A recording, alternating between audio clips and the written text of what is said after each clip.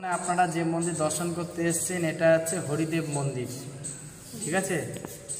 তো আপনারা শুনেছেন বৃন্দাবনে 4 মহাদেব আছেন। এই 4 মহাদেবকে প্রকট করেছিলেন ঠিক ভগবানের প্রপুত্র বজ্রনাথজি। তো বজ্রনাথ 4 মহাদেব 4 দেব, ঠিক আছে। 4 মহাদেব আপনারা শুনেছেন বৃন্দাবনে গোপেশ্বর, মথুরাতে ভূতেশ্বর, গোবর্ধন আজকে আমরা যাব চাকলেশ্বর, আর কাম্যবনে কামেশ্বর।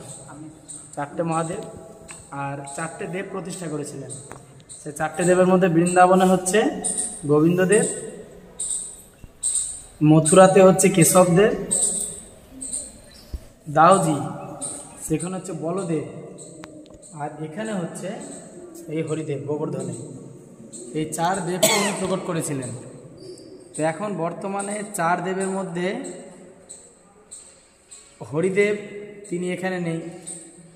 যখন জগন্নাথের আক্রমণ হয়েছিল তিনি তখন রাজস্থানে রাজধানী গ্রামে উনি চলে যান। এখন ওনার সেবা পূজা রাজধানী গ্রামে হচ্ছে। দ্বিতীয় হচ্ছে কেশবদেব। কেশবদেব এই জগন আক্রমণে যে কোথায় সেবিত হচ্ছে কেউ জানে না।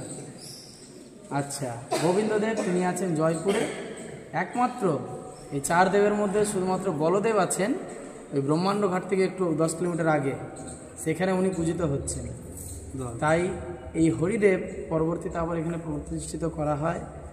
এই হরিদেব হচ্ছেন গোবর্ধন পরিক্রমার সাক্ষী। আপনি যে গোবর্ধন পরিক্রমা করছেন এর সাক্ষী হচ্ছেন ইনি। যদি ইনাকে সাক্ষী না দেবেন আপনার গোবর্ধন পরিক্রমা সার্থক হবে না। বলো হরিদেব মহারাজ কি জয়।